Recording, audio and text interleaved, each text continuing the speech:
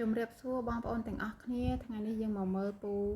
អាក្រហមគាត់សម្អាតក្រៅគោរបស់គាត់ទៀតហើយខ្ញុំមកដល់គាត់កំពុងតែសម្អាតអាចគោរបស់គាត់ដាក់ចូលទៅក្នុងពនូកហើយគាត់ថាថ្ងៃនេះមេឃដោយសារតែខែនិងមេឃភ្លៀងធ្លាក់រាល់ថ្ងៃអញ្ចឹងធ្វើឲ្យគោគាត់ហ្នឹងវាជំនោមជួយដាក់ខោអញ្ចឹងណាអញ្ចឹងគាត់ថាត្រូវតែគៀសម្អាតឲ្យស្អាតហើយបើសិនជាកន្លែងណាមានសាមទេត្រូវតែយកសាច់យកមករយតិចដើម្បីកុំឲ្យមានសល់សើមនៅនឹងអញ្ចឹងណាព្រោះអីខែហ្នឹងដូចខ្ញុំបងប្រាប់បងប្អូនអញ្ចឹងកាលណាមានជាតិសំណើមសើមហើយទឹកល្អក់ទឹកអីហ្នឹងវាធ្វើឲ្យគោរបស់យើងហ្នឹងងាយនឹងកើតជំងឺអុតក្តាមណាអញ្ចឹងត្រូវតែសម្អាតឲ្យបានស្អាតឲ្យបានស្ងួតល្អហើយជីរបស់គាត់នេះបានច្រើនសន្ធឹកដែរហើយយើងទៅសម្រាប់ដាំដំណាំនៅខែប្រាំងណាអញ្ចឹង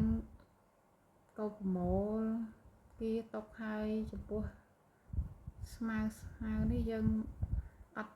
យកទៅចោលនៅខាងក្រៅទេយើងដាក់ចូលគ្នាអញ្ចឹងមកវាคล้ายដូចជាជីកំប៉ុស្តអញ្ចឹងធ្វើឲ្យបានខ្លាយដំណាំដាំបានផលល្អការងារយើងធ្វើរាល់ថ្ងៃអញ្ចឹងបងប្អូនជាប្រចាំអត់មានអីហត់នឿយទេដូចជាការសម្រាកមួយដែរអញ្ចឹងបន្ទាប់ពីយើងធ្វើការសម្អាតនៅក្នុងក្រោលរួចអស់ហើយអញ្ចឹងទៅយើងគាត់ក៏ចាប់ផ្ដើមចេញទៅខាងក្រៅដើម្បីជោគលាមកដែលវានៅខាងក្រៅហ្នឹងយកមកទុក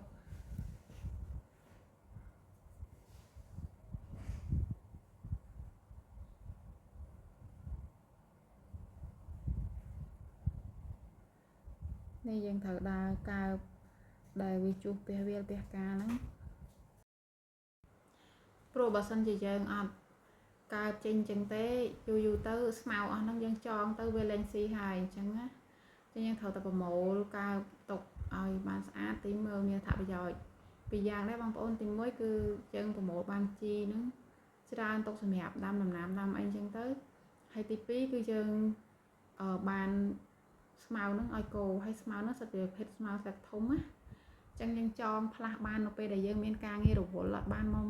កាត់ស្មាកាត់អីអញ្ចឹងទៅតែបើសិនជាយើងអត់កើបចេញទេតែ2 3ថ្ងៃទៅពេញអស់ហើយអញ្ចឹងទៅធ្វើឲ្យគោវាបងប្អូនដឹងហើយវាអត់ចូលចិត្តស្មៅដែលមានក្លិនរបស់វាទេអញ្ចឹងយើងកើបប្រមូលឲ្យស្អាតទៅហើយចំពោះដំណាំទាំងអស់នេះគឺយើងអត់មានការដាក់ជីទៀតទេឥឡូវដោយសារតែធំនេះថាដើមវាចាស់ដែរអញ្ចឹងណាចាហើយថ្ងៃនេះគោរបស់គាត់គឺចងនៅឯក្នុងស្រូវតែម្ដងចងដើម្បីឲ្យវាស៊ីស្រូវយើងហ្នឹងកុំឲ្យពេលច្រូតទៅស្រូវហ្នឹងវាវែងពេកវាទ្រោមអញ្ចឹងណាឥឡូវចងឲ្យស៊ីសិនអរគុណច្រើនបងប្អូនជួបគ្នាវីដេអូក្រោយទៀត